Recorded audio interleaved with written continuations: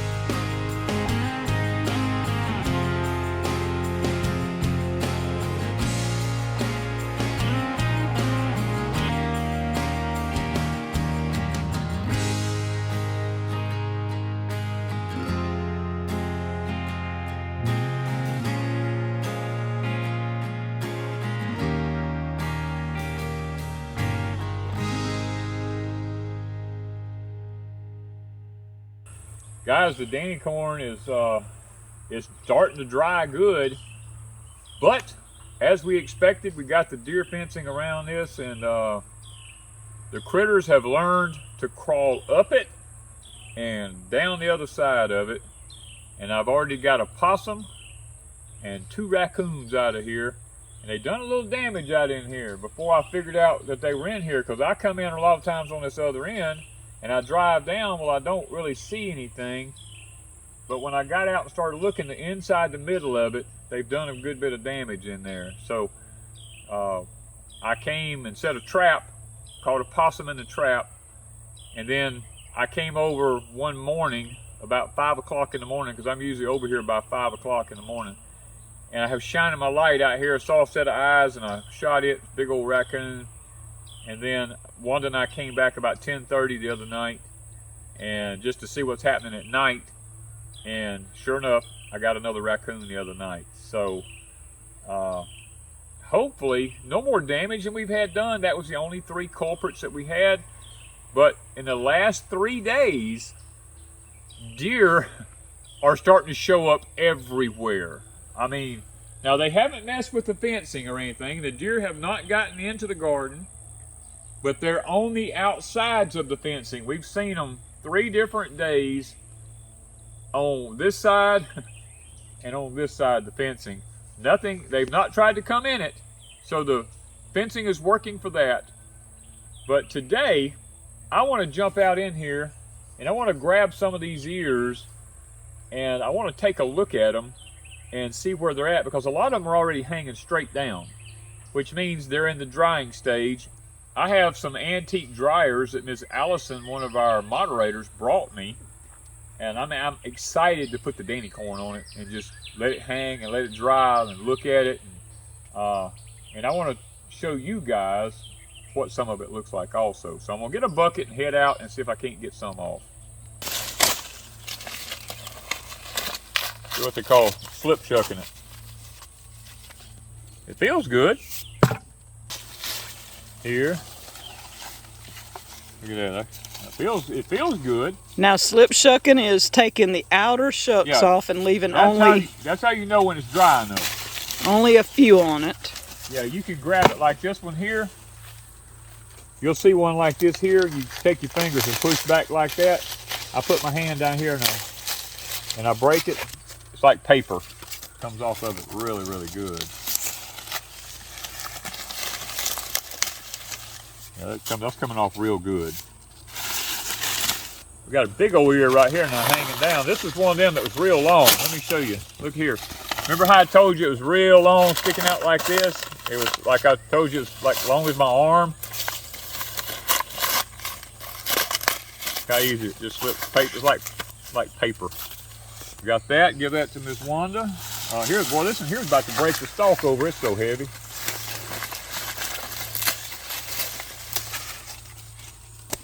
And about how high is that up? I'm 8 foot. I can reach 8 foot. It's 8 foot. Oh man, that's a heavy ear there. It's got a little moisture still in it, but it's a good solid heavy ear. Well, when I shot this coon last night, guys, I couldn't come out in the cornfield and find him. I couldn't find him in the dark, but look laying right here. Look at there. So you did get the second one. I got the second one. We were beginning to question it, but we did get him. See, there's corn stalks down all in here.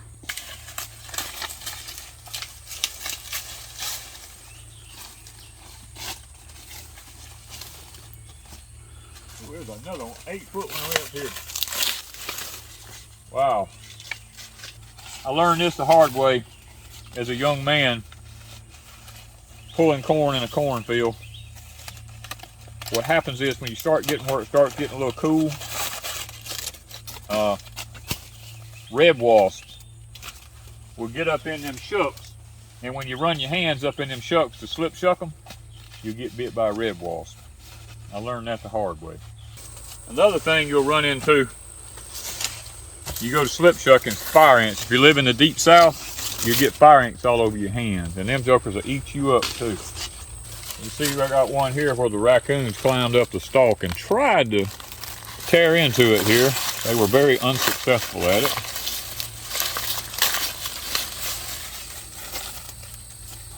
But what we're doing right now, we're only going through the field, we're just trying to get a 5-gallon bucket full so we can put it on the hangers. I want to see how that works out, because if it works out really good, I may go on eBay and try to locate a bunch more of them, because if this in the future may be an alternative to being able to get corn off and let it finish drying, hanging in a controlled environment where we know we're not going to lose all of our seed stock for the next year. And that's not all that likes corn, guys. While I'm sitting here slip shucking this, the little, and I don't know, this is something that's happened in the last 3 or 4 years down here in the deep south. And I do believe they were planted here by Big Brother. But the little German roaches are in the woods everywhere. I mean, they're up in all these corn shucks and stuff like this. So they don't do any damage, but they're there. You know, there are more insect problems that's there. So now once we get this 5-gallon bucket full, we're probably just going to monitor, keep coming in early in the mornings like I do. Late at night, we're going to keep monitoring this field, making sure that we keep out as many predators as we can. And then once it's dry, we're just going to start taking one row at a time. We're going to pull it, run the bush hog down through it and cut it, and just go day by day, taking out one row at a time and taking it home, putting it in the corn crib, and trying to save it for, hopefully we have some seeds for y'all, and hopefully we'll be able to take the old 1940 grist mill we got and be able to make cornmeal, corn flour, grits, and all that kind of stuff, if nature will just leave us alone a little bit longer. All right, let me see something here. I just want to show you guys something.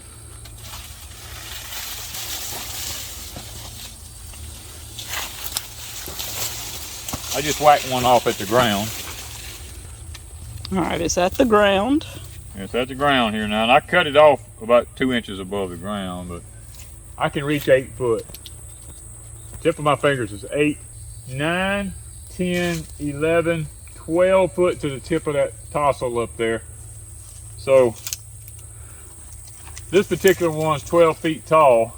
There's actually some of it here that's actually taller than this one. When I put it down here by at the base, look at it. It goes up another foot, so it's 12, 13, and when it was really green and not dry, it's probably closer to 14 feet tall.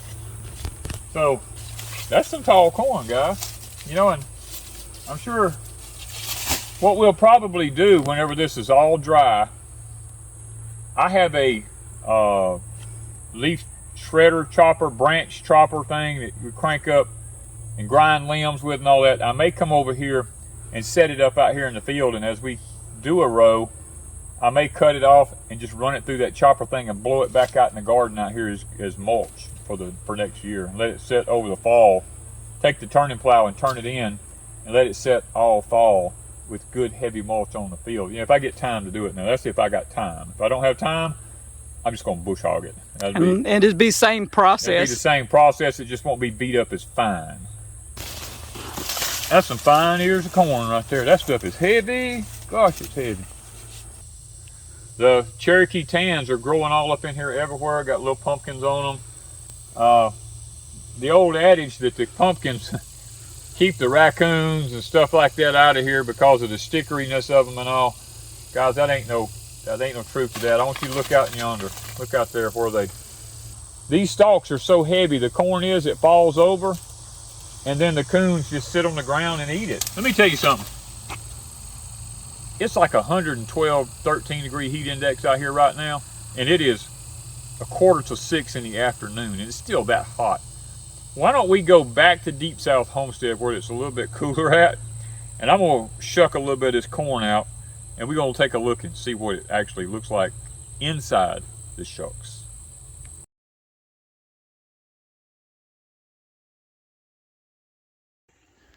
Well, guys, we made it back to Deepsouth. It's hot. It's bad hot.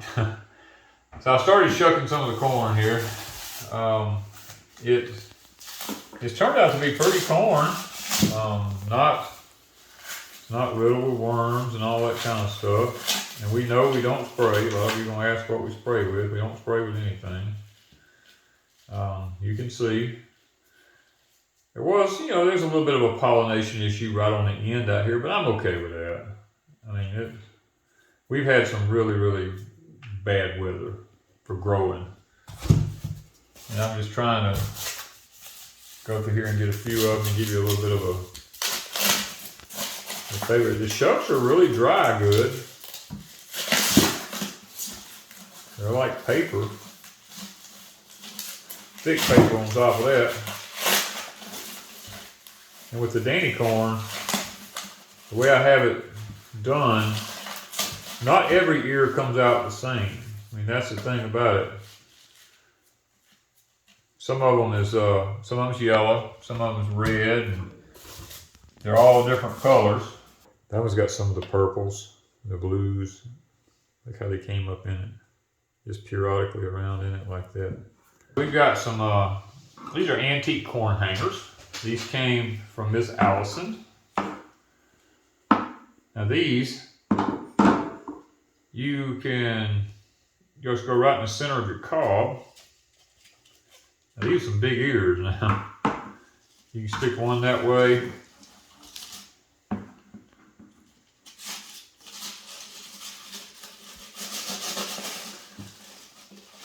Some of these cobs are pretty doggone hard already. One there. Get a little bit of variety in it here. This is one of the older ways of drying corn. Maybe I'll do better if I hang it upside down. And I went online because I was going to get some more of these. But what's happened is people have started buying them to make squirrel feeders out of all things. For the squirrels and the birds to be able to sit and eat. And what it's done is it's made it where people who actually need them to use for what they're really designed to be used for, they're too expensive because they become a hot item for those who are wanting to feed the wildlife, let's say.